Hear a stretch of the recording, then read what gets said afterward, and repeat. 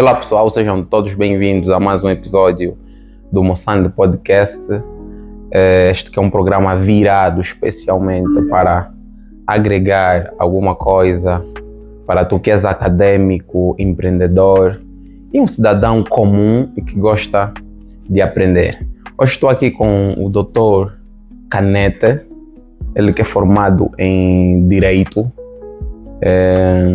mas vou deixar que ele se apresente mais para dar mais detalhes daquilo que é a sua formação em Direito. Em que área exatamente o Dr. Canete é formado? Saudações a todos os internautas, saudações aqui ao nosso anfitrião do podcast, o Moçano. João Jorge Alcino Canete é o meu nome, sou licenciado em Direito Autárquico, né, pela Universidade Católica de Angola. Sou, tal qual disse o Moçano, sou um cidadão angolano, pai, né, trabalhador, nesse caso na área de Direito, que é uma área de formação, e hoje estamos aqui que é justamente para abordar esse aspecto que nos propuseram, que é a questão do ensino superior enquanto estudantes. Como é que é, quais são os desafios, quais são as aspirações e tudo isto. Exatamente, hoje estamos aqui justamente para falar dos desafios da academia com o Dr. Canete, ele que foi meu colega no ensino médio, a quem eu pude apreciar a magnitude de um bom estudante do ensino médio e... sem excessos.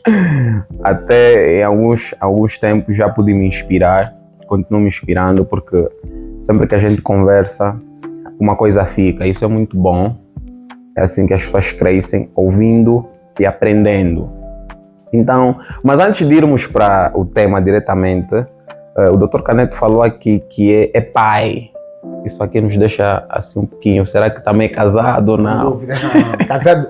Casado ainda não sou, estou neste processo. Estou nesse processo, né, de preparar o casamento. Não é um processo nada fácil, sobretudo para jovens, né? Para jovens recém-formados. Não é um processo nada fácil, mas estou a preparar o casamento. Ainda não sou, mas estou a preparar. Exatamente. E qual é a experiência de ser pai, assim? A paternidade aqui para os nossos caros internautas, a paternidade deve ser encarada como uma missão. Uma missão porque não é fácil, não é nada fácil. Exige que o indivíduo tenha uma preparação prévia, sobretudo do ponto de vista financeiro e do ponto de vista de maturidade, porque quando o indivíduo se torna pai, o indivíduo começa a ter de pagar contas, mas também começa a ter de instruir, e a parte da instrução é a parte mais pesada, porque nós somos formados para um dia formarmos, e a paternidade tem esse lado que é a parte financeira, que não é nada fácil, e depois a parte da instrução, que também requer muito que o indivíduo esteja emocionalmente preparado para começar a formar um outro ser. Então, recomenda-se, não digo, mas aconselha-se a quem quiser enveredar por esse caminho, que se prepare. O meu conselho enquanto pai, não é? Já vou nisso há 4 anos, que se prepare do ponto de vista financeiro primeiro e depois do ponto de vista da maturidade, sobretudo aquela maturidade emocional, né? Porque não é nada fácil receber um telefonema às 3 da manhã a dar-te a conhecer a dar-se-nos a conhecer que o nosso filho, a nossa filha não se encontra bem de saúde e invitem de sair e ter e A e B, isso aqui exige uma grande maturidade emocional. Não é nada fácil.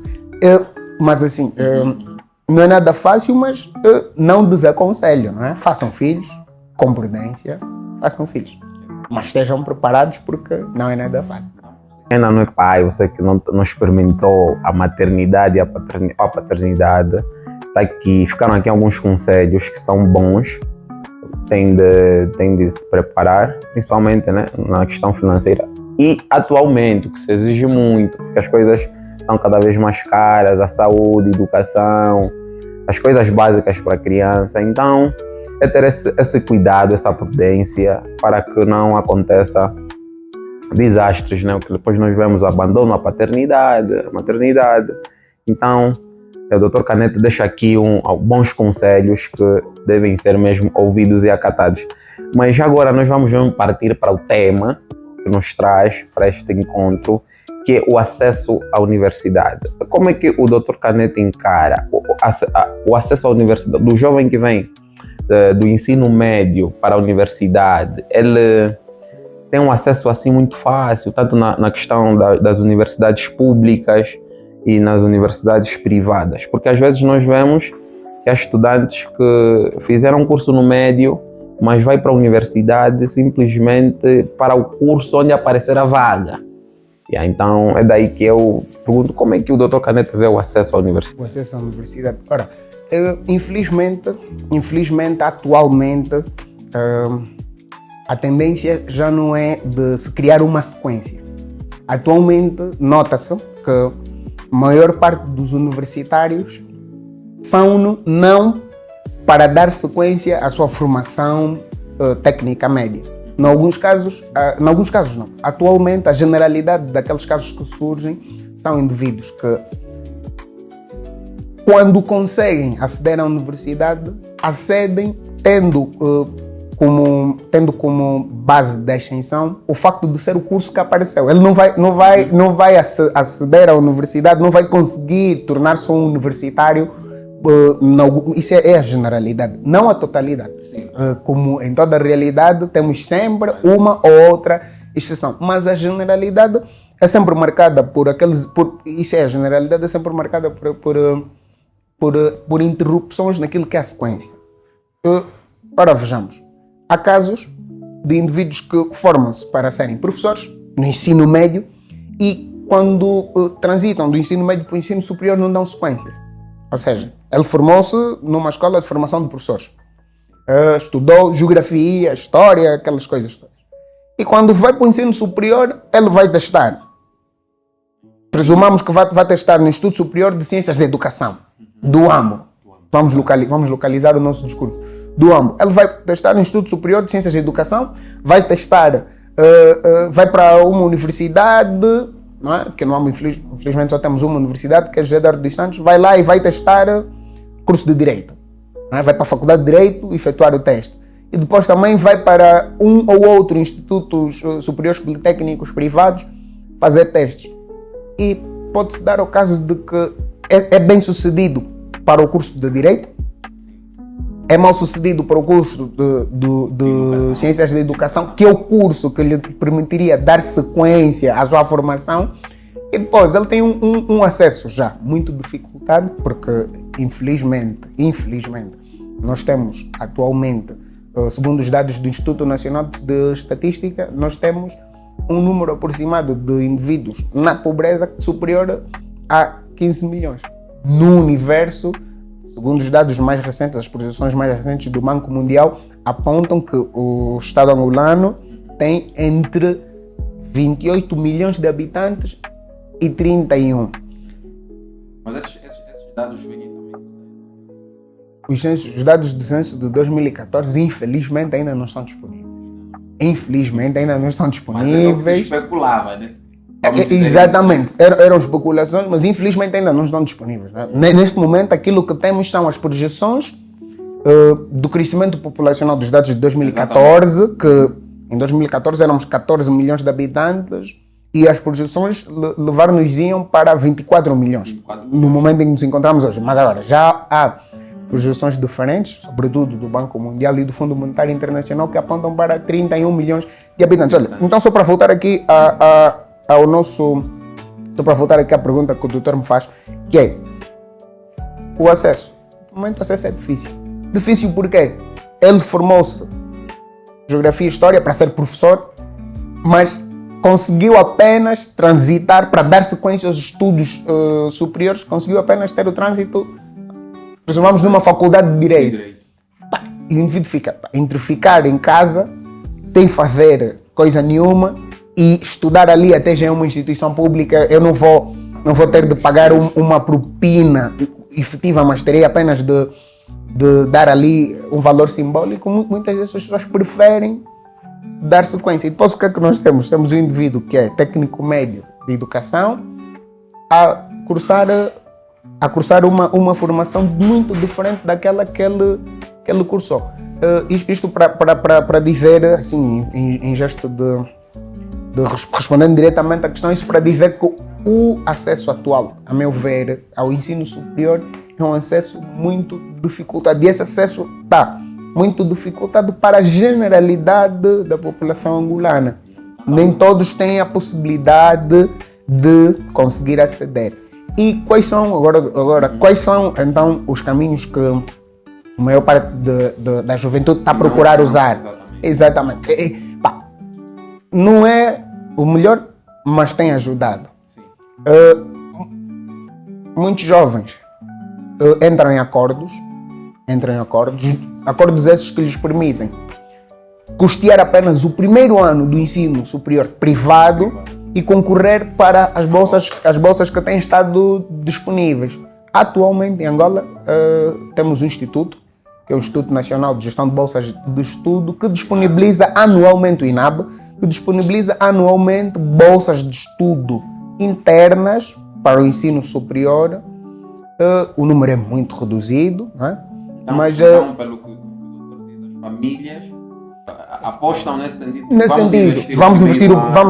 Vamos procurar custear o primeiro ano e depois vamos procurar, não é? O primeiro ano, e depois nós vamos procurar fazer com que ele se torne bolseiro e deste primeiro ano adiante, na eventualidade de ele conseguir tornar-se bolseiro, vai poder custear os estudos. O número é reduzido para aquilo que há demanda, não é?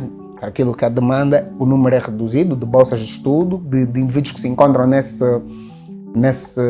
que se encontram ou que decidem adotar essa estratégia de acesso ao ensino superior. O número é reduzido, mas tem sido uma das vias, tem sido um dos métodos que certas famílias adotam para permitir que os seus familiares, para permitir que os seus filhos, para permitir que os seus sobrinhos deem sequência aos seus estudos. Então, em gesto de resumo, aquilo que eu, enquanto recém-estudante universitário, posso dizer a respeito do acesso à Universidade de Angola, é um acesso muito difícil. E eu só lhe vou dar um exemplo. Aqui na província do Ambo, os preços das mensalidades, né, por os cursos... A pública não paga a mensalidade, né? A pública... O período pós-laboral tem ali sim uma espécie de mensalidade. E o período regular é diremos uma comparticipação, mas é uma comparticipação sui generis, porque não é bem uma comparticipação.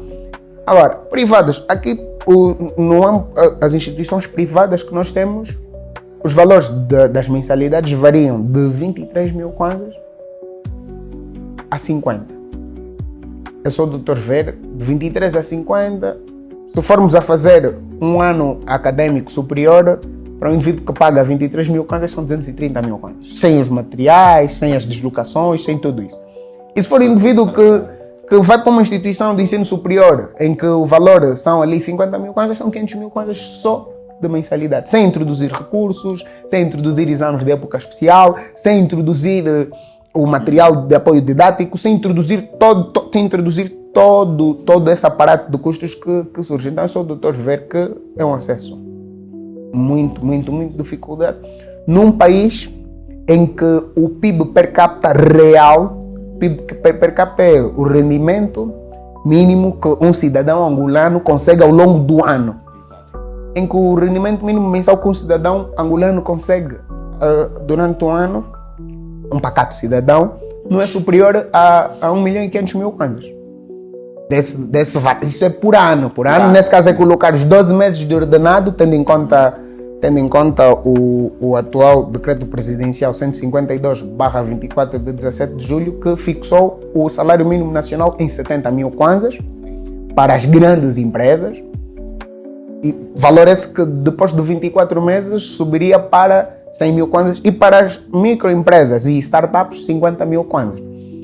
Se formos a fazer um indivíduo que oferece 50 mil kwanzas numa microempresa, ele tem 50 mil kwanzas como ordenado por ano, colocando o subsídio de férias, o 13º, ele pode chegar a 700 mil kwanzas de renda anual, de renda. Se um indivíduo se tiver de fazer ensino superior, nós vamos nos perguntar se ele vai ser um mago, porque ele não vai ter dinheiro para comer, não vai ter dinheiro para pagar a renda de casa, as demais despesas. Não fecha, a conta não fecha. Mesmo o dinheiro da bolsa de estudo. Exatamente. Iria toda se ele se inscrevesse numa instituição de ensino superior privada, onde a propina... Exatamente, ele ficaria ali. Atualmente, o Instituto Nacional de Gestão de Bolsas de Estudo disponibiliza anualmente 580 mil kwanzas como suplemento de bolsa. E soube recentemente, é uma informação que preciso de confirmar, mas soube recentemente que a esses 580 mil houve um incremento de mais 20. Então, 23, estamos a falar de cerca de 603 mil kwanzas. Sim, mas tudo isso eu uso estes exemplos para assim, dar a conhecer aos nossos internautas, tá? Que o acesso à universidade, pelo menos aquilo que é a minha percepção enquanto estudante, enquanto estudante para a vida e enquanto alguém que passou por ali, é um acesso muito dificultado, sobretudo tendo em conta o atual estado daquilo que é a nossa economia real, aquilo que é o que nós de facto percebemos como rendimento, que é muito baixo. E ainda é de dar nota também aqui que nem todas as microempresas e startups têm a capacidade atualmente de pagar os 50 mil kwanzas. Algumas ainda estão em 20, 25, quando muito 35, mas 35 já aquela startup ou aquela microempresa que também tem um modelo de negócio que lhe permite ter rendimento suficiente para retirar a tributação, retirar o lucro ali dos seus sócios e ter algo para remunerar os seus trabalhadores. E então com isso que eu quero dizer, o acesso é mesmo difícil, não vamos passar paninhos quentes, é mesmo difícil atualmente estudar, fazer o ensino superior. E se o acesso à universidade é tão difícil, isso concorreria para que o jovem, tão logo saísse do ensino médio, procurasse, ou seja, fosse para o mercado de trabalho. Por quê? Porque ele sabe que na universidade vai estar muito difícil, então, em ter que estudar e ter que trabalhar para me sustentar, eu vou preferir ir diretamente para o mercado de trabalho. Isso enfraqueceria provavelmente o setor acadêmico do país. Enfraqueceria o setor acadêmico do país e depois enfraqueceria o sujeito que tivesse a ideia de enveredar para essa prática por uma única razão. Infelizmente, né? Nós ainda temos um país movido muito por títulos. Em Angola, não por competência. Não tanto pelo saber fazer. Não é a meritocracia. Exatamente. Meritocracia não diria tanto meritocracia, mas é a questão do saber fazer. É um país muito movido por títulos. E há certas oportunidades que pode surgir para um jovem. Oportunidades essas que vão requerer um título. Ele tem necessariamente de ter um documento que ateste que João Batista Moçande é licenciado em tecnologia alimentar e por isso está capacitado para ser um operário qualificado do laboratório do grupo impressora ou do grupo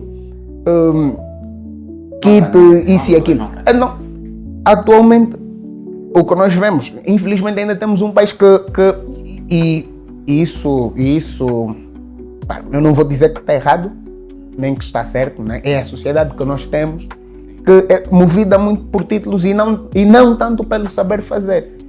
Um indivíduo que adota essa sugestão que o doutor apresenta como alternativa ao acesso ao ensino superior, ele pode estar a mutilar-se. Por único motivo, nós estamos numa sociedade que ainda não dá sinais de que futuramente vai passar a valorizar tanto o saber fazer quanto o título acadêmico. Ou seja, Então, estamos mesmo na sociedade do estudar para ser alguém. aqui é de estudar, aquela leitura que eu faço, né, enquanto cidadão, enquanto estudante, ex-estudante, enfim, é uma sociedade que nós estamos aqui para estudar, nós vamos estudar que é para ter o título que nos vai permitir aceder a. Vou estudar, não vou ficar só com o título de técnico médio. Primeiro, do ponto de vista remuneratório, já é muito pesado, porque um técnico médio tem uma remuneração diferente de um técnico superior. Um operário não qualificado, que normalmente é o qualificador ocupacional dirigido a um técnico médio, chega a ter um ordenado inferior a um operário qualificado, que normalmente chega a ser um técnico superior. Nesse caso, um técnico médio alimentar, nesse caso um indivíduo que é técnico médio em tecnologia alimentar, chega a oferir menos que um técnico superior em tecnologia alimentar. Por quê? Justamente o título. E pode-se dar o grau académico, pode haver casos em que o técnico médio tenha o saber fazer relativamente superior ao técnico superior, mas não tem o título. E é então isso que enquanto jovem, né, vejo um pouco pela nossa sociedade, e que eu não direi que está mal, mas também não direi que está bem. Direi sim que quanto a isso vai caber ao jovem. Também. Então, é uma questão de talvez conciliar ou ele decidir qual o caminho. Qual caminho seguir, mas é assim, mas para, né, nesse caso, eu acredito não, os internautas do Moçambique Podcast, acredito que também haja jovens, né? Sim. Haja jovens aqui no nosso hall de internautas. Com isso, eu não estou a desincentivar a frequência do ensino superior. Exatamente. Quem tiver oportunidade de frequentar o ensino superior, que frequente. Porque o ensino superior, a frequência do ensino superior, quando feita com dedicação e zelo, ela despoleta mudanças no indivíduo. E é muito importante, então, nossos internautas que nos estão a acompanhar, era bom, né, que não se deixassem ficar. Não. Concluiu a formação média. Se tiver a possibilidade de aceder ao ensino, exatamente, também fazer um esforço, claro. Mas aqui, doutor, fazer esforço quando há sinais de que o indivíduo poderá conseguir, não numa realidade como a nossa, em que nem uma luz ao fundo do túnel nós temos. É só ver os preços. Sim, há pessoas que não exatamente, os preços de uma mensalidade e aquilo que é o nosso salário mínimo nacional, que está entre 70, 50 mil, e posteriormente, né, o decreto ainda não fez um ano, fará em julho. Estamos na fase de organização, exatamente. E posteriormente será 50 a 100, ou seja, microempresas, startups 50, grandes empresas 100 mil kwanzas, não é? E depois há ali uma confusão, confusão não digo, mas há ali não direi má fé, mas há ali uma estratégia que quem preparou esse decreto presidencial colocou, que lá mais para frente no nosso podcast, que também é uma forma de meter os nossos internautas ali fixos, né? Lá mais para frente eu vou revelar então qual é, não digo a estratégia, mas qual é a casca de banana, né? Que aqueles que fizeram esse decreto presidencial colocaram. Mas então, em gesto de conclusão, quanto a essa pergunta que o doutor me faz, o acesso é difícil. E depois, o acesso é difícil, mas mesmo sendo difícil, eu acredito que o doutor também, não desaconselhamos aquelas pessoas que tencionam fazer o ensino superior. Que façam, que consintam sacrifícios, que façam, porque precisamos de ter pessoas qualificadas, técnicos qualificados, que é para tornarmos o nosso país cada vez melhor. Também faz parte da coisa. Nem todos devem ser empreendedores, nem todos devem, exatamente. Mas o doutor, depois de ter acessado a universidade, tendo em conta aquilo que tinha como expectativa e o que constatou, há muita disparidade ou nem por isso?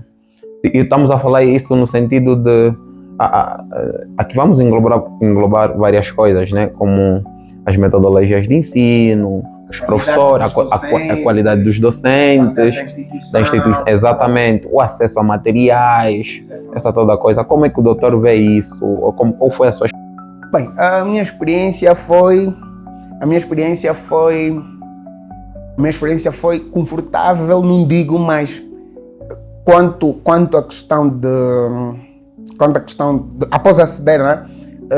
A minha experiência foi como a experiência de todo cidadão pobre angolano, que é, por altura da minha formação, né? Pronto, e foi o que eu tive, enquanto preparava o podcast, foi a questão que eu me fiz, que é, eu vou para um podcast falar para os milhões de angolanos. Sim.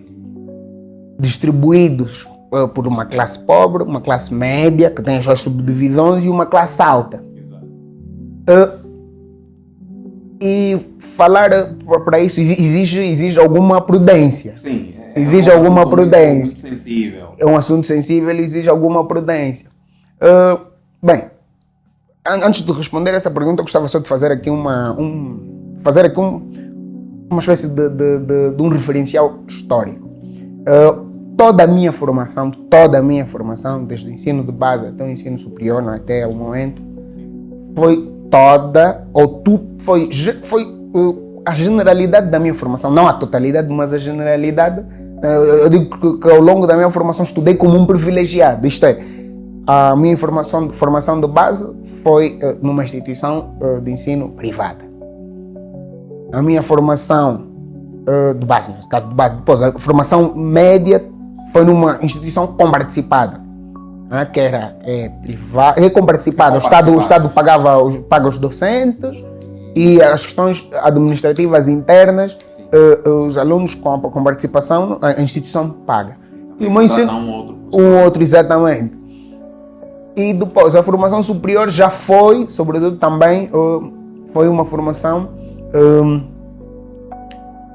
foi já uma formação também privada. Então eu, ao longo de todo esse trajeto, não diria que tive um trajeto confortável, mas foi uma formação toda, ou quase toda, privada. E estudar em instituições privadas para gente pobre, que é o meu caso, que pertence à classe pobre, exato, que é o nosso caso, pronto, o doutor inclui isso aqui, que é o nosso caso. Nota-se, não, eu posso dizer, em função da minha experiência, que o difícil para mim foi pagar as propinas. E é tal qual o doutor, eu expliquei a pergunta que o doutor me fez anteriormente em relação ao acesso à universidade, que o indivíduo faz. Vai testar em vários lugares para dar sequência aos estudos, e lá onde conseguiram dentro. E eu tive essa dádiva de conseguir na Universidade Católica. Passa a publicidade, mas depois que enviem, que é a nossa casa, pronto. Então não precisam de enviar aqui os royalties de publicidade, mas tive essa oportunidade de experimentar também o ensino superior privado. Ora, o indivíduo quando acede ao ensino superior vai com muitas expectativas. Eu fui com essas expectativas, algumas foram goradas, outras, algumas, eu confesso ao doutor que a generalidade foi goradas, mas assim, deixar isso mais perceptível, que é, a minha experiência, foi que é grande dificuldade em custear os estudos, porque é uma instituição de ensino privada, o acesso ao material. Bem, infelizmente o curso que fiz, que é o curso de Direito, é tradicionalmente um curso de elite. Exatamente, assim como a medicina, de facto. O curso de Direito, o curso de Medicina são cursos de elite, isto é, estuda Direito ou estuda Medicina, aquele indivíduo que já não precisa de se preocupar com o dia seguinte. Exatamente. Porque o dia seguinte está garantido. Com o que comer, com questões muito... Como é que vai chegar à instituição, se amanhã vai ter de facto água para tratar da higiene, se vai ter eletricidade para depois ler os conteúdos, tudo isso. Já está resolvido. Tudo isso. É um curso de elite. Quando um cidadão pobre se coloca nessa aventura de cursar um curso de elite, os percalços são como são. E então o meu ensino superior teve esses percalços todos. Sim. O acesso ao material. rigorosamente, uma licenciatura em Direito, rigorosamente, custa no mínimo 10 milhões a 15 de kwanzas. No mínimo. 10 milhões de Entre 10 a 15 milhões, no mínimo. Entre 10 a 15, porque o direito, tal qual a medicina, é uma área que exige a teoria e depois a prática. Isto é um ponto que também vamos abordar lá mais para frente. Então, mas a questão da teoria, o indivíduo precisa de livros. E os livros, precisa de livros porque precisa de ler muito, são várias teorias, são vários pensadores. O indivíduo precisa de livros. Então a aquisição, exatamente, para conseguir refutar, para conseguir construir o raciocínio lógico. Então tudo isto exige o que exige. Ora, então, estando aqui... Eu falava da questão dos professores. Sim, vou chegar aí. Tem a questão dos professores. Ora, bem, não, pronto, tem essa questão, né, do material, que foi muito difícil. Agora, a questão dos professores. Bem, tocar nos professores é ligeiramente sensível. São os nossos mestres. É muito sensível. São os nossos mestres, né? São os nossos mestres e é ligeiramente sensível à questão dos professores, né? E mesmo sensível. Eu pelo menos fiz ciências de educação e percebo muito bem qual é a sensação do doutor ter que falar disso. Exatamente. Mas nós entendemos que estamos num país em construção e nós somos processo também disso.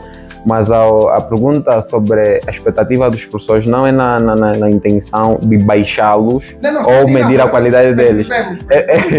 É no sentido de que talvez deixar uma recomendação para o nosso próprio bem, porque nós temos colegas, irmãos que vão passar por ali, uma outra coisa, né? Os professores teriam talvez uma recomendação aí do doutor. Não, sim, vamos entrar ali, mas expectativas versus realidade. O indivíduo vai ao ensino superior tendo como expectativa, né? que vai encontrar, tendo como expectativa que vai encontrar as coisas serão diferentes, muito diferentes. Novos rostos, não é? Enquanto docentes, uma instituição nova, colegas novos, um ambiente novo. E comigo, eu tive a dádiva, não é? De ter os mesmos professores, a generalidade, não a totalidade, não é? Que isto é positivo, mas a generalidade daqueles que foram os meus docentes no ensino médio, tive também a oportunidade de tê-los no ensino superior. E, sim, se fosse avaliar os meus docentes, sobretudo os docentes do primeiro e segundo anos da formação superior, em termos assim, daquilo que é a performance dos docentes, tive sempre docentes muito bons. Muito bons. E houve vezes, mas isso eu não cheguei a revelar a eles, claro que isso não me cabe a mim, mas houve vezes até que eu já cheguei a perceber que aquilo que eles recebiam de remuneração para nos dar acesso aos conhecimentos que colocavam à nossa disposição era muito reduzido.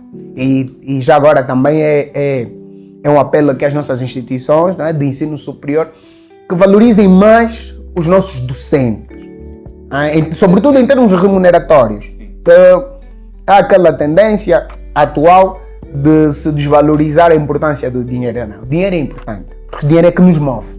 Ao fim e ao cabo é isso. Então, valorizar mais o nosso corpo docente. Porque nós vemos que atualmente, no ensino superior, há um conceito que se está a forjar, que é a turbodocência. Isto é, aquele docente que tem 2 tempos no Instituto Superior e depois 2 no outro e depois 2 naquele outro. Ele torna-se e parece a turbodocência, parece o Vin Diesel, né? Que ele está ali, depois tem de ir acolá e depois tem de ir ver, então ele não consegue também. E ele precisa disso, para que as contas ao final do mês fechem. Então também aqui um apelo às nossas instituições de ensino superior, privadas sobretudo, né? Que valorizem mais, sobretudo do ponto de vista remuneratório, os nossos docentes. É hora de valorizar. Tudo bem que essa valorização pode implicar um aumento das mensalidades, mas também exortar as nossas instituições de ensino superior que valorizem mais os nossos docentes. Então, eu quanto aos docentes, eu posso dizer que tive bons docentes, né? Tive bons docentes, mas como toda a realidade humana, nós temos bons docentes e temos péssimos docentes, que o indivíduo nota que ele vem dar a aula despreparado, sem um plano de aulas, sem seguir o programa. Nota-se que o doutor não leu, que ele está ali a lecionar, mas está a retirar as coisas da sua alma, e a ciência não se faz só com a alma. Exatamente. Tivemos casos assim, tive casos assim, em que o docente vem lecionar despreparado. Sim. E depois estava-se a tornar já tendência as respostas como: bem, quanto a esse assunto, Vão ler. e de ler e de pesquisar.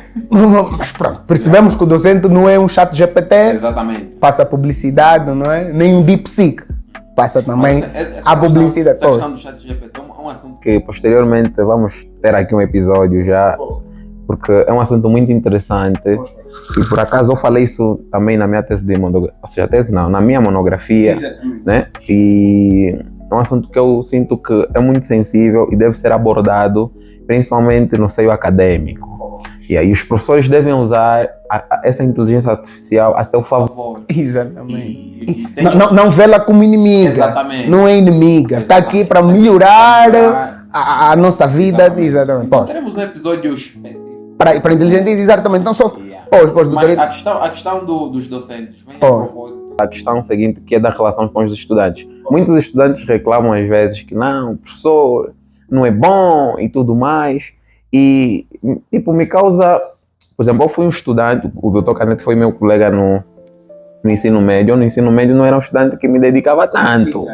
Já não me dedicava tanto. Mas eu, quando vou para a universidade, eu percebo que o responsável pelo nosso crescimento acadêmico somos nós próprios. E começo a ter Começo a me colocar desafios para que eu tenha sucesso na academia. E começo a perceber que muitas das vezes as reclamações que nós estudantes temos sobre os professores nem é sobre os professores, é sobre nós próprios. Daí que eu coloquei mesmo esta questão sobre a expectativa dos professores. Expectativas versus realidade. Exatamente, era nesse sentido, porque há colegas que às vezes é que criam um ambiente desagradável, um ambiente obstrutor, Exatamente. que depois não permite que o docente vá à instituição e desempenhe o seu papel, que é de docente. Exatamente. Do latim, doceo, docere, significa ensinar. Sim. Mas ele está ali também que é para o ensinar. Aqui não é que nós vamos receber o conhecimento dele para as nossas cabeças. O docente, sobretudo para o ensino superior, tal qual o Dr. Monsanto disse, o docente vem indicar-nos o caminho. O docente é o guia. O docente vem mostrar-nos a metodologia, mostrar-nos o caminho por via do qual nós vamos chegar àquilo que é a nossa pretensão de formação. Exatamente. Em vez de tornar-se um jurista, quais são os caminhos? É ali que entra o papel do docente. Exatamente. E o que o doutor diz, eu estou plenamente de acordo. Eu, felizmente tive essa oportunidade de perceber isso no ensino médio, não é? Que nós próprios é que somos, nós somos os artífices do nosso conhecimento, nós somos os artífices daquilo que é o nosso repertório. E é um erro crasso depositar o peso só para o docente. Porém, há mesmo docentes despreparados. Despreparados, sejamos sinceros, despreparados. O docente no sábado foi tomar uns copitos, no domingo foi tomar uns copitos e na segunda tem aulas, mas não preparou.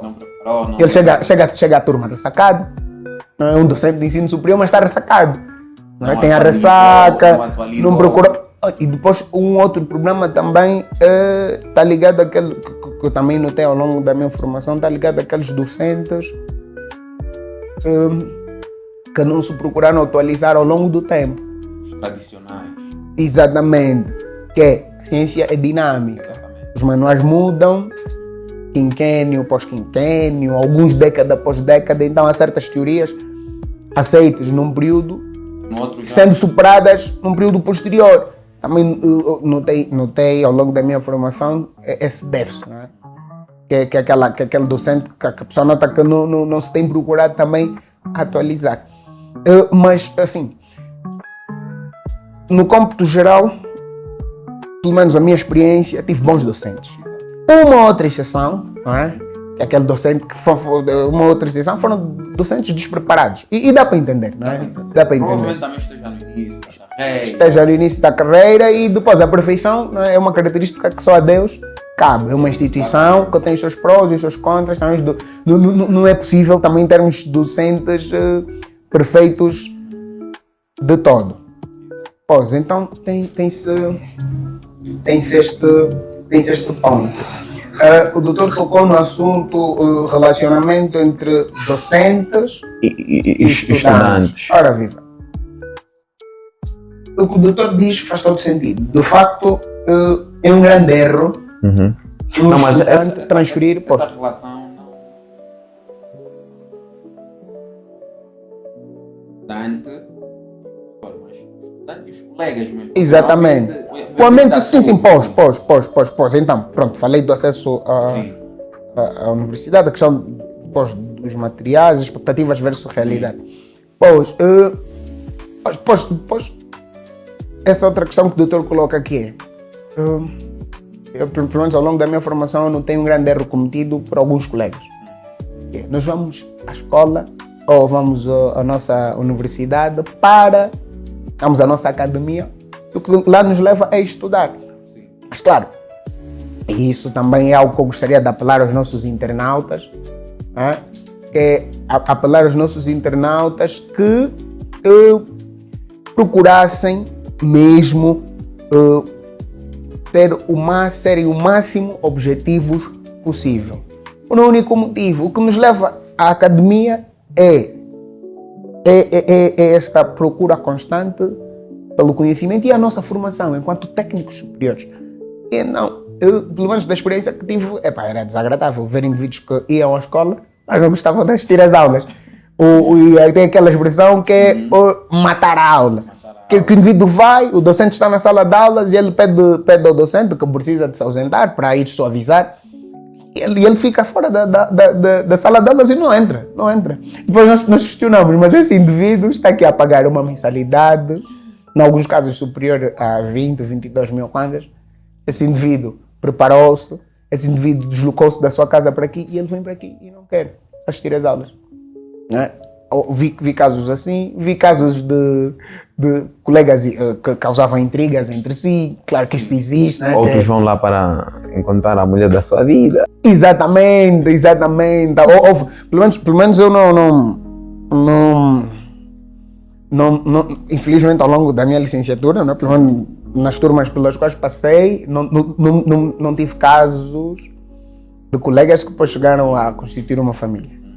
Mas, claro, houve sempre um ou outra outro. turma. Exatamente. Deve ter havido noutros lugares, não é? O que é normal, até. O que é normal. Exatamente. E há já aquelas pessoas que incentivam, não é? Que incentivam isso. Mas vou só atender aqui uma questão da produção. Essa está a filmar. Sim, podemos continuar com essa. Pode meter numa posição enquanto essa aqui. Acho que é a bateria, não? Yeah. Pois, bem, então como dizíamos, pronto, é isso, né? que é o acesso a materiais elevado, o valor elevado, depois acesso a materiais, a qualidade dos docentes, né? Pelo menos eu tive bons docentes, claro, mas isso não é para todas as instituições. Exatamente. Aquelas instituições, de facto, que têm os seus, que têm também os seus percalços, né? E pronto, a relação entre colegas. Depois também há essa febre do docente monitor, aquele que acompanha o professor. Pós. Que é aquele estudante que se destaca. Também há isto que eu não, pelo menos não aconselharia, né?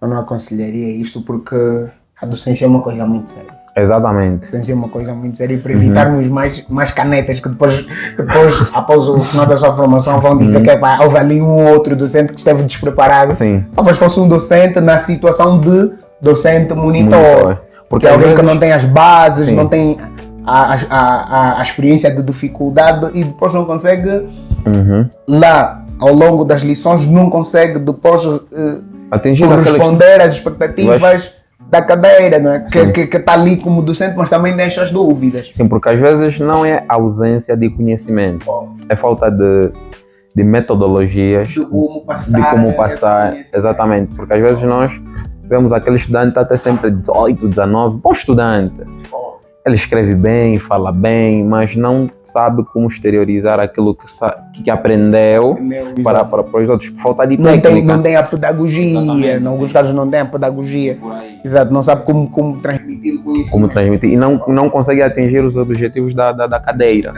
Vai da aula, vai frustrando os Os seus estudantes. colegas. Exatamente. Pois, então Então- tem essa questão. Eu penso que quanto a esse ponto, né, de expectativas versus realidade, Essa relação entre colegas, porque eu entendo que a relação entre colegas também é muito importante, né?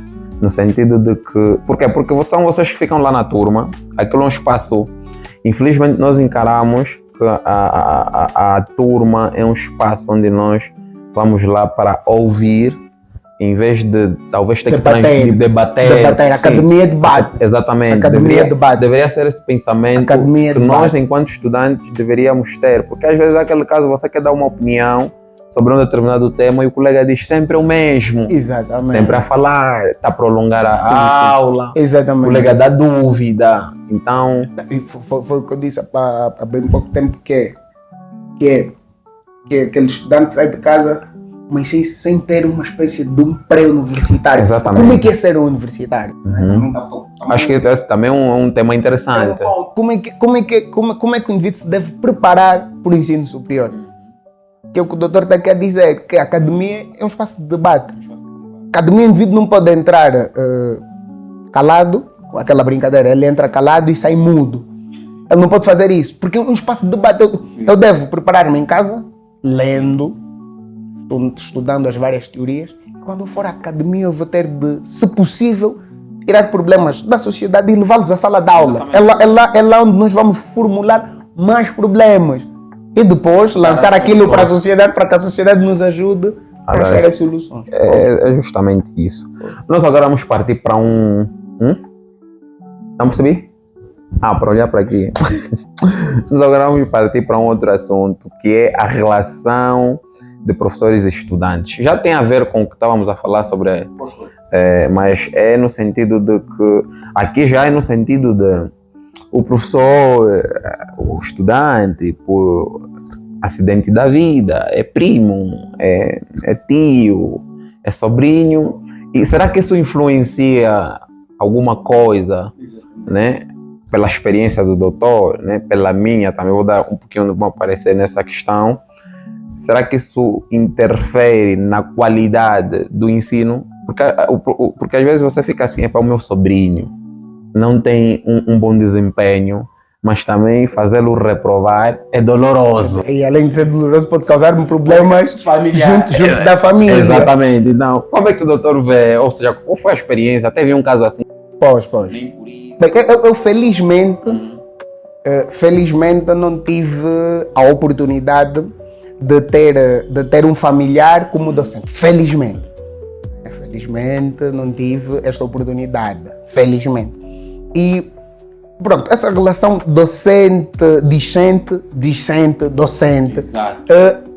essa relação, a meu ver, deveria ser melhor concebida. Por um único motivo. Infelizmente, para o curso de Direito, que é o curso que eu cursei, né?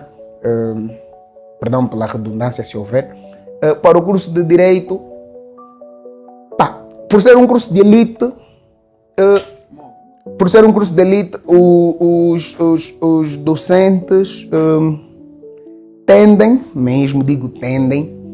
a colocar-se como que, em alguns casos, como que detentores de toda a verdade. Sobretudo, e eu notei isso, a relação docente-discente era desagradável para aquelas cadeiras próprias do direito. Aquilo que era o direito de facto. Sim, mas para cadeiras mais Famosas cadeiras chatas. para as cadeiras-chave era uma relação muito desagradável, pelo menos na minha experiência. Sim. Por quê? Porque o docente ia já com as teorias que ele entendia como sendo, né? Ele chegava à sala de aulas com as teorias e com as teorias, né? Ele apresentava-nos aquelas teorias e levava as teorias como sendo como que teorias estanques. Isso nós não devemos alterar, isso é mesmo assim. Isso causava eu já pelo menos pude presenciar isso. Isso despoletava um relacionamento desagradável. Porque a academia, tal qual dissemos no ponto anterior, é um lugar de debate. E quando o docente vai à academia... Vou parar?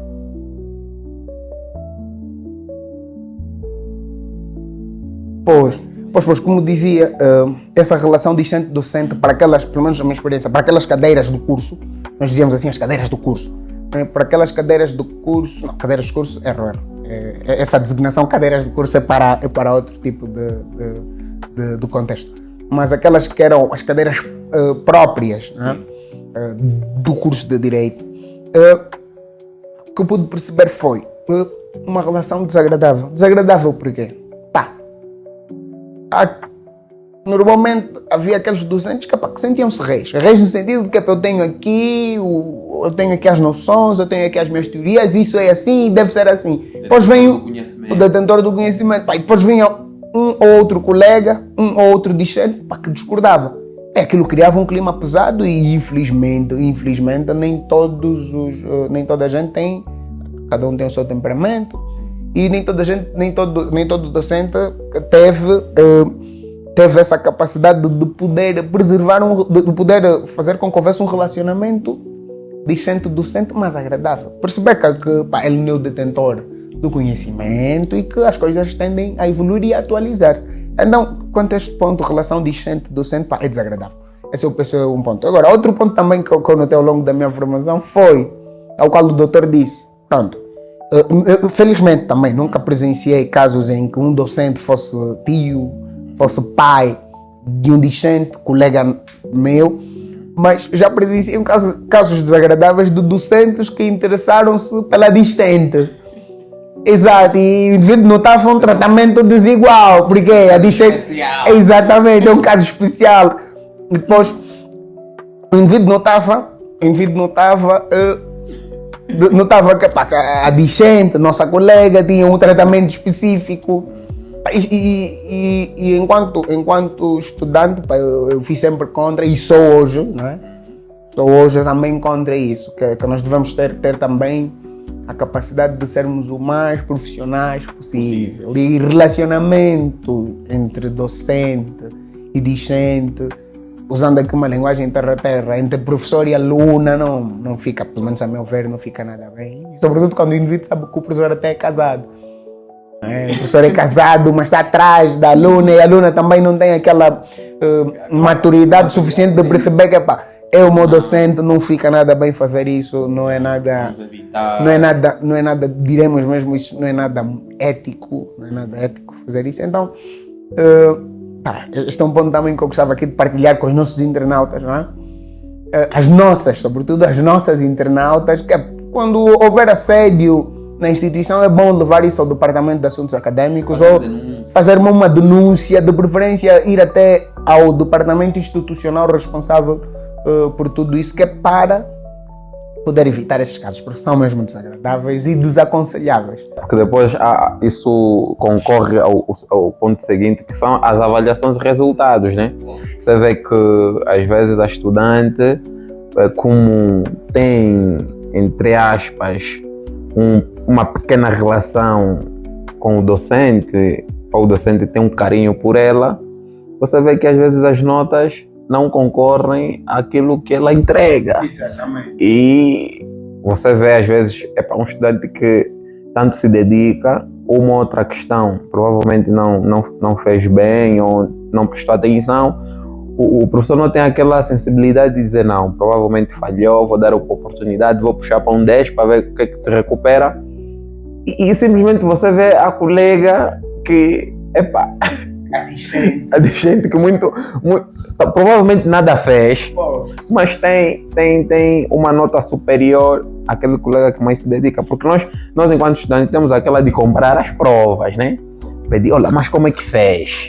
Né? É uma maneira da gente também, às vezes, melhorar assim, exatamente, para ver, pá, então, o que eu fiz? E você vai vendo, e você sente que, pá, aqui houve mesmo uma água benta. Porque alguma coisa aqui não está certa. Então gostava também de apelar aqui às nossas internautas que procurassem demonstrar mais maturidade, demonstrar mais seriedade, porque não é nada ético. Não é nada ético. Aqui uma aluna, que uma discente tem um relacionamento, e em alguns casos extraconjugal, com o seu professor, com o seu docente. Não que seja, nós estamos aqui a ser também muito rigorosos no sentido de proibir, né? Porque há aqueles casos que o professor às vezes não tem ninguém também, a aluna também não tem, e conectaram-se. Mas desde que não afete o ambiente. Exatamente, mas doutor Moçando, nós somos humanos. Exatamente. E a questão que se vai colocar é como é que nós vamos aferir que de facto não está a afetar. Exato, aí é complicado. Por isso é que eu gostava de desincentivar. Assim, Pois. não é aconselhável. Não se recomenda. Não. Se acontecer, então devem procurar ser o mais profissionais possível. Né? Devem procurar ser os mais profissionais possível. Exatamente, deve ser exceção, não tornar isso regra. Exatamente. Não tornar isso regra. E depois fica muito feio. Pelo menos ao longo da minha formação, vi casos em que o docente estava a assediar a discente. Isso não se recomenda. Não se recomenda. Ô, doutor, nós agora vamos partir para uma outra questão que tem muito a ver com a teoria e a prática. Ou seja, há uma leitura que eu faço, talvez esteja errado, mas já tive casos, por exemplo, meus, né, em que eu tive de recorrer à justiça e assim, naquela conversa com advogados e não só, e um deles diz que a realidade e a prática, ou seja, a teoria que se aprende na academia, pois, vale 5%. E o que se faz aqui, nesses casos, são completamente coisas muito diferentes. Então eu gostaria de perceber se o ideal não é conciliar a teoria à prática. Então como é que se explica isso? Exatamente. Bem, isso quanto à área do direito. Exatamente. Quanto à área do direito, especificamente falando da área do direito. Ora, essa nota que o doutor recebeu desses advogados e juristas, a quem o doutor acorreu para resolver a questão do âmbito jurídico que o doutor teve, ela é efetiva no sentido de que sim, de facto, pronto, após a formação, quando o indivíduo coloca-se no mercado da advocacia, ele chega a perceber que a generalidade daquilo que foi obtendo ao longo da sua licenciatura, aquilo lhe vai valer entre 5% a 10%, por um único motivo. Ao longo da licenciatura, o indivíduo ele teve muita teoria, literalmente muita teoria. Mas o mundo prático do direito ele é mais dinâmico.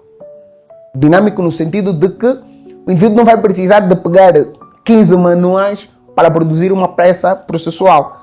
Ele não vai precisar de pegar 15 manuais para proceder a uma consulta jurídica. Esse é o ponto primeiro. Só com isso já consigo dar aqui a entender ao doutor que a teoria, de facto, ela sobrecarrega. Mas quando o indivíduo vai à prática, há questões no âmbito do direito, sobretudo do direito penal, resolvidas com uma simplicidade de admirar. Porque nós na academia aprendemos toda uma processualidade. Sim.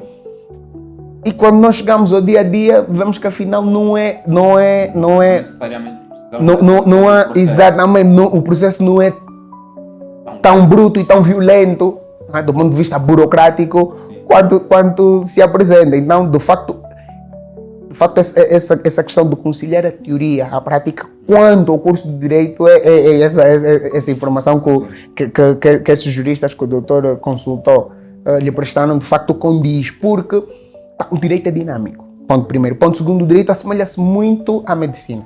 Muito, muito, muito. Por quê? A medicina, quando o indivíduo se licencia em medicina, ele torna-se um médico interno geral. Como médico interno geral, ele vai atendendo um pouco de tudo. Quando o indivíduo proceder a uma especialidade, então ele torna-se um médico especialista em... Ele pode tornar-se um médico especialista em pediatria, em ginecologia e obstetrícia, em dermatologia.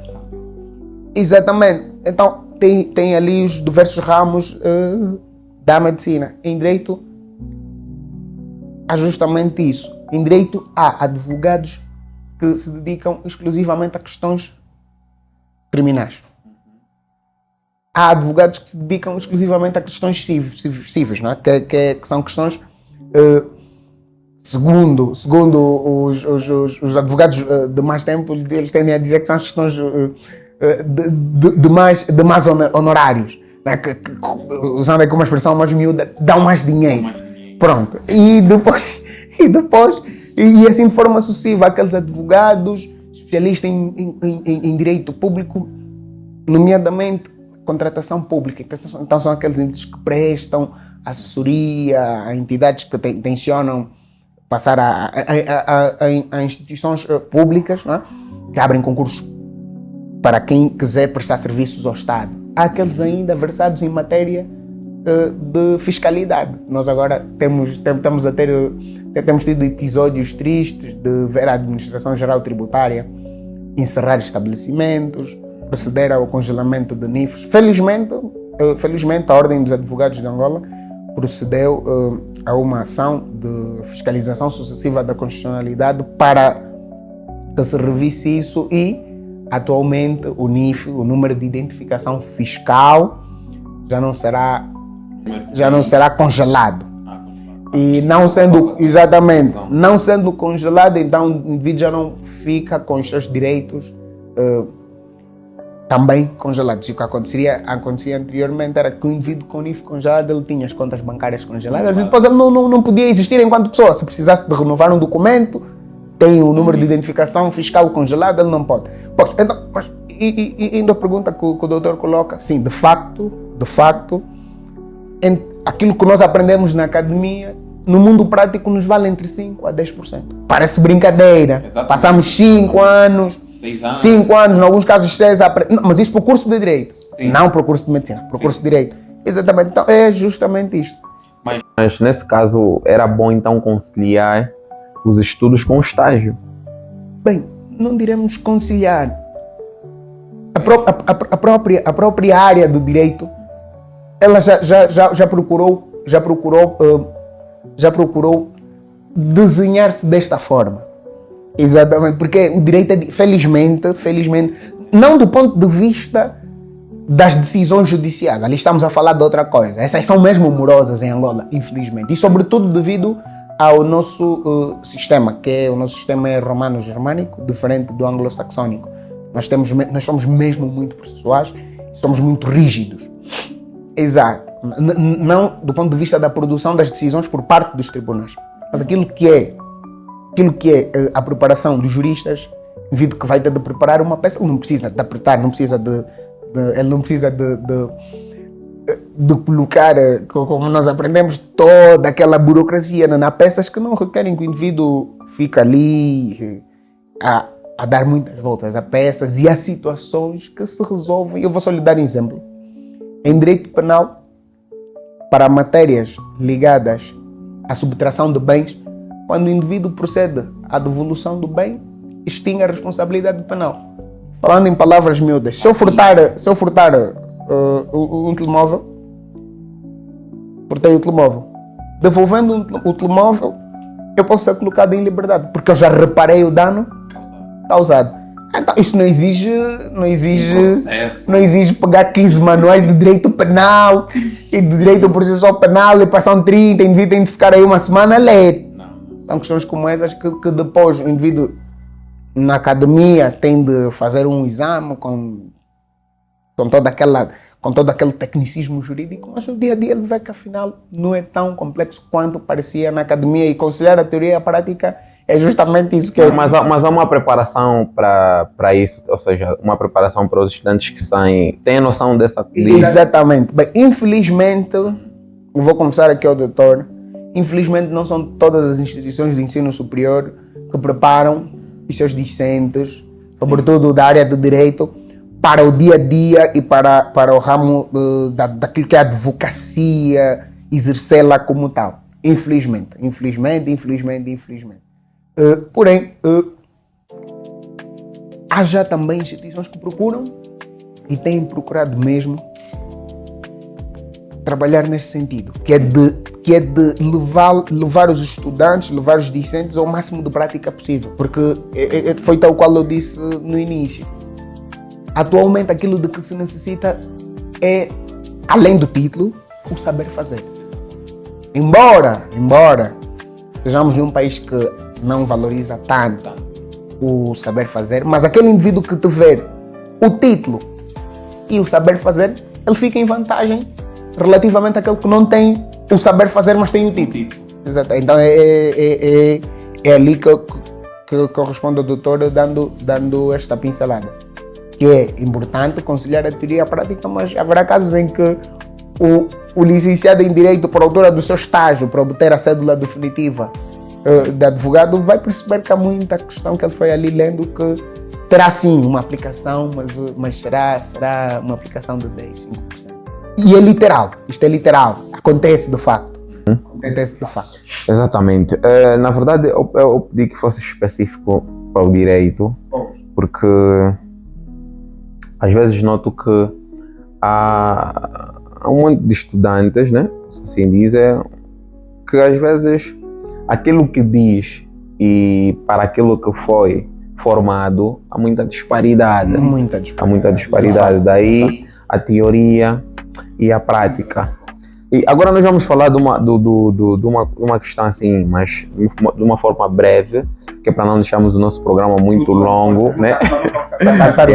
Para não nos cansar, que é a questão do TCC.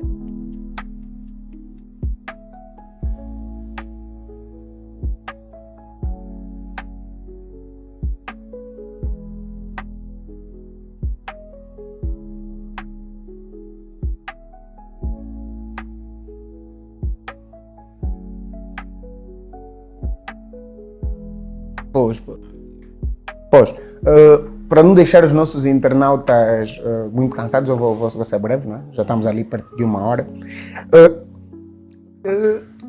Bem, rigorosamente, para o curso de Direito não seria necessário, para o curso de Direito e alguns outros, não é?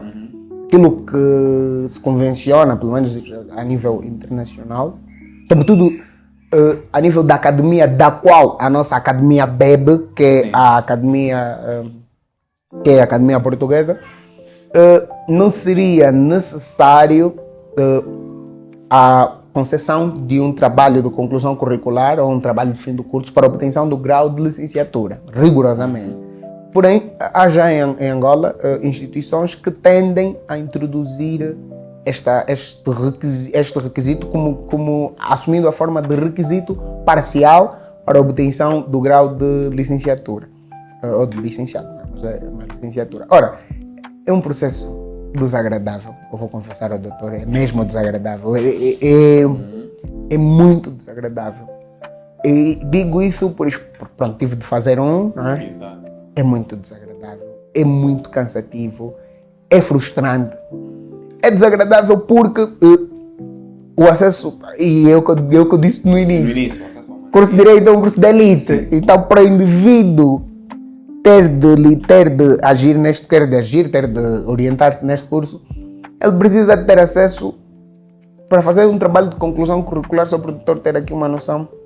O indivíduo precisa de no mínimo 60 a 70 manuais sobre aquelas questões que ele tenciona abordar. Ora,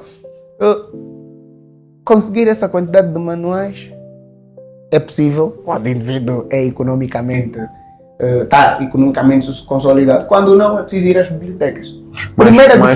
Mas a questão talvez não seja só financeira. Exato. Às vezes é mesmo uma questão dos próprios livros, a disponibilidade de livros.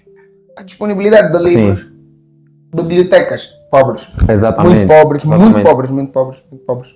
E não são bibliotecas pobres porque pronto, os proprietários das bibliotecas querem que elas sejam assim. Em alguns casos também os proprietários não têm condições de tornar as bibliotecas mais ricas, de tornar as bibliotecas mais sólidas. Tem este ponto. Quanto a bibliotecas, o indivíduo precisa, quando não tem condições de adquirir os livros, comprar, de tê-los. É muito bom quando o indivíduo tem essa capacidade, e até aos nossos internautas, quem tiver a capacidade de ter a sua própria biblioteca, isto é, ter os seus manuais, pelo menos para essa fase de concessão, não vai ter os 70, mas ao menos vai ter uns 30, cerca de 30, 25, que adquira, porque vai ter uma concessão da monografia mais leve. Então, aqui é a questão dos manuais. Porque o que é um trabalho, o que é uma monografia de licenciatura? Bem, na monografia de licenciatura o indivíduo não é um autor. O indivíduo não é um autor, ele aqui assume a característica de um compilador. Nós colocamos os autores em diálogo, que é um diálogo de autores tentando expressar aquilo que é a nossa ideia. Por isso apresentamos o nosso tema e o nosso título e depois gravitamos à volta de tudo isso. Então, primeira dificuldade aqui é a questão mesmo de acesso a manuais. Segunda dificuldade, ai de quem te ver de lidar com dados públicos. Eu pelo menos tive de aceder a dados públicos que não consegui. E não consegui porque o indivíduo abre o site. Não tem dados. Não tem. Você vai à instituição. As instituições provinciais, algumas têm, mas o indivíduo tem de requerer o acesso àqueles documentos, e aquilo pode levar 6, 7 meses para ter uma resposta, não para ter acesso aos dados, para ter uma resposta. E nem sempre a resposta é positiva, porque infelizmente nós ainda temos muito receio por parte das nossas instituições públicas de chegarem a achar, e com toda a razão, dá para perceber, de chegarem a achar que todos os dados que se requerem é para outros fins que não fins académicos. Sim. Não é para criar falsas notícias ou destruções de notícias. Pronto, então temos este ponto. Temos este ponto que é o acesso a dados públicos do Estado. É difícil, muito difícil. Muito difícil. Eu, pelo menos, para conceber o meu trabalho de conclusão curricular, eu tive de recorrer ao Fundo Monetário Internacional. Nesse caso, eu tive de sair de Angola, pelo menos virtualmente, para conseguir ter acesso aos dados de que necessitava para poder responder. Dados de Angola. Eu tive de ir a uma instituição internacional, financeira internacional, para poder ter acesso aos dados de Angola, para que me permitisse ter acesso a conceber o meu trabalho. Então, é frustrante. É mesmo frustrante. Os nossos internautas não tenham medo, não tenham medo, mas que é frustrante, Dr. Moçando, é frustrante. Tem esta questão. Depois, eu pelo menos tive um orientador ótimo. Assim, todos têm essa dádiva. Exatamente. E tive a ouvir relatos de indivíduos dizerem que os seus orientadores esqueceram-se deles. Sim, Esqueceram-se deles, mas também não é uma questão de que às vezes nós queremos deixar a responsabilidade ao tutor. Exatamente. O trabalho é nosso. O trabalho é nosso, é de nossa autoria. Sim. E devemos ser nós a estimular esse contato com o orientador. Claro, também deve ter, não digo houve, mas deve ter havido, melhor colocar assim. Sim. A presumir que deve ter havido casos de colegas que transferido a responsabilidade da concessão da monografia para os orientadores. Grande erro. Exatamente. Grande erro. Então, pronto, tirando estas partes, eu revelo aqui para os nossos internautas, colegas discentes, a concessão do trabalho de conclusão curricular, pelo menos aquilo que foi a minha experiência, foi muito desagradável. Muito desagradável, porque o acesso a dados públicos é mesmo muito difícil. E depois, curso de Direito não é um curso para inquéritos. não é tanto um curso para inquéritos. E nós precisamos, de facto, quando quisermos abordar determinada questão, precisamos de ter mesmo os dados do governo, porque são os dados com são os dados com um elevado grau de fidelidade, nos quais o indivíduo pode crer que pode ter fé, pode fazer fé naqueles dados. Então, o trabalho de conclusão curricular não foi uma experiência nada agradável. Felizmente, eu tive uma orientadora, já agora ao meu mestre, João Figueiredo, eu mando um abraço, não é? Um orientador excepcional, sempre disponível, sempre rigoroso, chamando sempre atenção, rapaz, atenção aí, atenção acolá. Tive um acompanhamento excelente, mestre João Figueiredo, muito obrigado por tudo, não é? Muito obrigado por tudo. Então, o trabalho de conclusão curricular foi uma experiência muito desagradável. Tão desagradável que eu não gostaria de repetir. Não gostaria de repetir, porque foi mesmo muito... A elaboração. E eu até brincava dizendo que eu não desejo isso a ninguém. Passar por aquilo porque é mesmo muito desagradável. Exatamente. E quando a gente tem um orientador que dá atenção e é bom, a gente tem mesmo de aproveitar. Porque né, não vamos dizer que a responsabilidade é nossa e o tutor, até certo ponto, também não tem alguma responsabilidade sobre o trabalho. Tem, e às vezes há casos que o tutor mesmo, até casos metodológicos, o tutor também não, vamos dizer que não domina. Exatamente. Vamos dizer que não domina. E isso cria mesmo muita dificuldade para o estudante. E muita frustração. Em vez de ser Doutor uma Machado, não experiência... só lhe revelar. Eu afinal percebi que se ler é difícil, algumas pessoas dizem, mas ler é difícil. Se ler é difícil, a esses caros internautas eu sugiro que escrevam. Tentem escrever alguma coisa. E verão quão fácil é ler. Exatamente. E verão quão fácil é ler. E eu vou confessar que ao longo da concessão do meu trabalho de conclusão curricular, sim, como uma forma de escapar à escrita, eu lia. Parecia que eu lia. Sim, é mais fácil ler. Eu cheguei a perceber que afinal ler é mais fácil do que escrever. Exatamente. Quem escreve mesmo. Devemos respeitar, não quem faz plágio. Sim, estamos a falar escrever. Quem escreve, quem retira de si, exatamente. Quem retira do zero para alguma coisa. Uma os salva nossos de palmas. aplausos, sim, porque é mesmo forte, né? Não é fácil. É mesmo muito frustrante. Muito frustrante. É mesmo muito, mas muito frustrante. E como é que foi o processo da defesa? O processo da defesa. Bem, eu vou sempre tocar nesse ponto da minha situação financeira, que a mim foi muito difícil, porque a defesa foi também onerosa, perto de $500 mil de kwanzas, né, que a gente teve de pagar por todo o processo, fora as pesquisas e isso, e foi um processo oneroso. Também confesso que foi oneroso, mas eu gostei muito, porque no momento da defesa, aquilo que nós apresentamos aos nossos avalistas passa por um escrutínio mais pormenorizado. E eu tive a dádiva de ter feito uma monografia que, por altura da defesa, o arguente, né, que teve à frente da minha monografia, ele foi muito didático, muito pedagogo. Ele procurou mesmo ser o mais cientista possível e foi num primeiro momento frustrante, mas num segundo momento muito agradável, no sentido de que, com a ajuda da mesa do corpo de jurado, eu pelo menos consegui chegar até aquilo que me propus investigar. E foi muito agradável. Mas é necessário ter uma maturidade acadêmica para perceber isso, né? É necessário ter uma maturidade acadêmica, porque ouvi relatos de que mas o júri não gostava de mim, sim, mas me criticou muito. O júri apertou muito e tal, mas isso exige maturidade por parte do indivíduo, do candidato. Exatamente, do candidato. Exato. Eu pelo menos confesso que eu tive um júri muito bem preparado, tive um júri muito técnico e que ajudou-me muito. Até hoje eu agradeço pelas correções que se me fizeram, e o resultado final daquilo foi mesmo muito agradável. E já pensei várias vezes em transformar a minha monografia em livro.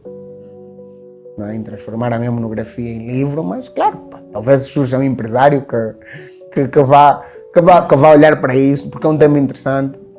Interessante, foi até o Júlio que chegou a dizer, não é? Um tema interessante e que contribuiria para aquilo que é a nossa sociedade. Então a defesa foi assim, superou as minhas expectativas. Eu não esperava que fosse correr como correu, nem que eu fosse ter a nota que tive. E também não esperava que o júri fosse ser tão didático, tão pedagogo quanto foi. Foi lá. Exatamente. Pois. Então, Dr. Caneta, para concluir, quais são as palavras que deixa Pois. para aquele jovem que está a cursar Ou que pensa exatamente. e tendo em conta essas dificuldades Pois. que pode encontrar, quais são as últimas palavras? Bem, em gesto de últimas palavras, primeiro, a academia, né, agora olhando aqui para os nossos internautas, Aqui mesmo. exatamente, a academia tem desafios. Isto que ninguém tente passar um paninho quente sobre a cabeça. A academia tem de facto desafios e não são desafios leves. São grandes desafios, são desafios desgastantes e são desafios tentadores, no sentido de que não será fácil e o indivíduo deve antes do mais, procurar olhar para aquilo que é a formação técnica. Porque, embora tenhamos a extensão da robótica e da inteligência artificial e embora se diga que muito brevemente venhamos a ter robôs a substituir o trabalho humano, mas esse brevemente pode ser um brevemente de 100 anos. Então, Também precisa estar preparado. e é necessário estar preparado para isso. Então eu sugiro aqui aos nossos internautas que procurem, não é? Procurem alternativas, mas que não se deixem levar pelos grandes percalços, não é? que surgem ao longo da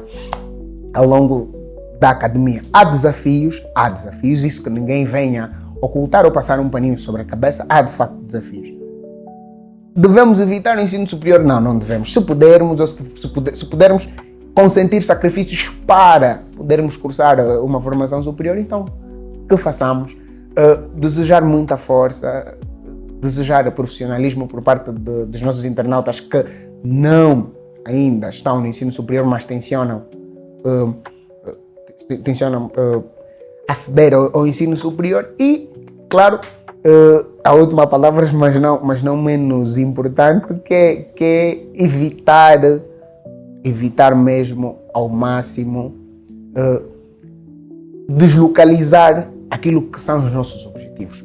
Se o que nos leva é formação superior, então vamos para nos formar e não para sabotar. E apostar na qualidade de nós próprios. No início nós dissemos que nós somos os proprietários e donos da nossa história. Então nós devemos procurar ao máximo, não é?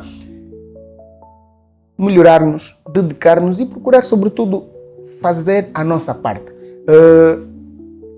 Antes de nós perguntarmos o que é que a academia pode fazer por nós, devemos perguntar assim, o que é que nós podemos fazer pela academia, não é?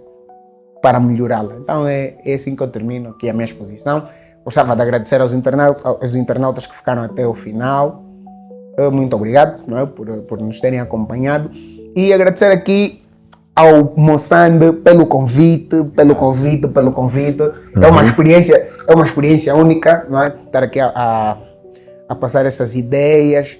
Pedir desculpas aos internautas na eventualidade de eu ter dito alguma coisa que os terá deixado ofendidos ou feridos, não é? Perdão. E pronto, estamos aqui abertos para tudo e para aquilo que der e vier. Então, muito obrigado a você, nosso internauta que está aí até agora, assistiu o programa inteiro.